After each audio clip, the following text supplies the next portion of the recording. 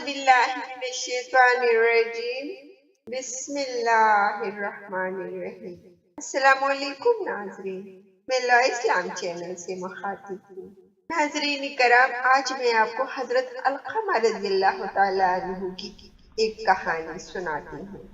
حضرت علقمہ ایک صحابی تھے، بہت ہی نیک، عابد و زاہد تھے اور نماز روزہ اور صدقہ کے پابند تھے۔ یہ نوجوان صحابی ایک دن بیمار ہو گئے اور اس کی بیماری نے طول پکڑا، اور جب بیماری زیادہ ہوئی ان کی بیوی نے نبی پاک صلی اللہ علیہ وسلم کو اطلاع دی کہ علقمہ بہت شدید بیمار ہے۔ نبی پاک صلی اللہ علیہ وسلم نے حضرت عمار اور حضرت علی رضی اللہ کو بلایا اور کہا کہ جا کر علقمہ کو کلمہ شہادت کی تلقین کرو، لیکن اس کی زبان نہ چلتی تھی۔ نبی پاک صلی اللہ علیہ وسلم نے فرمایا کہ ان کے ماں باپ میں سے کوئی ایک زندہ ہے؟ عرض کیا جی ہاں، ان کی والدہ زندہ ہے۔ نبی پاک صلی اللہ علیہ وسلم نے ایک آدمی کو بھیجا کہ اس کو ماں کو کہنا کہ اگر تجھے میرے پاس آنے کی طاقت نہیں تو میں آپ کے پاس آؤں گا۔ جب وہ آدمی ان کے پاس گیا اور آپ صلی اللہ علیہ وسلم کا پیغام دیا تو اس نے کہا کہ میری جان آپ پر قربان ہو۔ چنانچہ لکڑی کے سہارے چل کر آپ صلی اللہ علیہ وسلم کی خدمت میں حاضر ہو گئی اور سلام کیا۔ آپ صلی اللہ علیہ وسلم نے علقمہ کی ماں کو بتایا کہ سچ سچ بتاؤ، اگر جھوٹ بولو گی تو اللہ تعالیٰ کی طرف سے میرے پاس وحی آ جائے گی۔ کیا حال تھا تیرے بیٹے کا؟ علقمہ کی ماں نے کہا بڑا نمازی اور روزہ دار اور خیرات کرنے والا تھا۔ آپ صلی اللہ علیہ وسلم نے فرمایا تیرے ساتھ کیا سلوک تھا؟ اس نے کہا یا رسول اللہ، میں اس سے ناراض ہوں۔ آپ صلی اللہ علیہ وسلم نے فرمایا کیوں؟ کہا یا رسول اللہ، وہ اپنی بیوی بچوں پر خرچ کرتا تھا اور میری نافرمانی کرتا تھا۔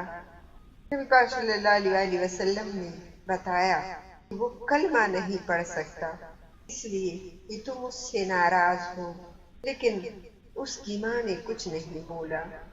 نبی پاک صلی اللہ علیہ وسلم نے پھر فرمایا اے بلال، جاؤ اور بہت ساری لکڑیاں جمع کرو۔ اس عورت نے کہا یا رسول اللہ صلی اللہ علیہ وسلم، لکڑیوں کا کیا کرتے ہو؟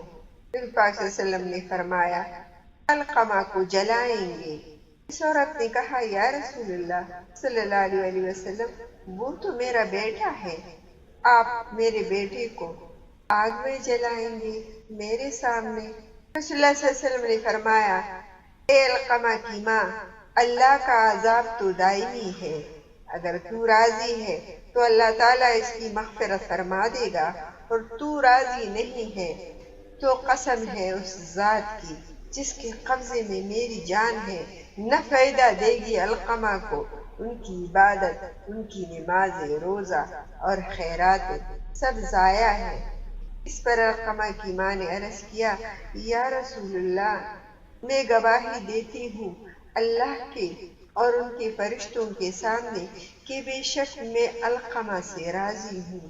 آپ صلی اللہ علیہ وسلم نے حضرت بلال کو فرمایا جا کر دیکھ لو کہ اب علقمہ کی زبان پر کلمہ آیا یا نہیں۔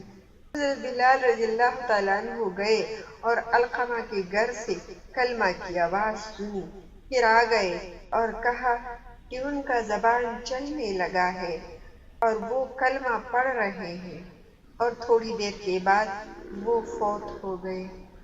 نبی پاک صلی اللہ علیہ وسلم نے ان کو غسل دینے اور کفن دینے کا حکم فرمایا، اور آپ صلی اللہ علیہ وسلم نے ان کا نماز جنازہ پڑھی اور ان کی قبر کے ساتھ کھڑے ہو کر فرمایا اے مسلمانوں کی جماعت، جو ترجیح دے گا اپنی بیوی کو اپنی ماں پر اور نہ قبول کرے گا اللہ تعالیٰ ان کا کوئی فرض نہ نفل، مگر یہ کہ توبہ کرے اللہ تعالیٰ سے، بے شک کہ ماں کا بہت بڑا حق ہے۔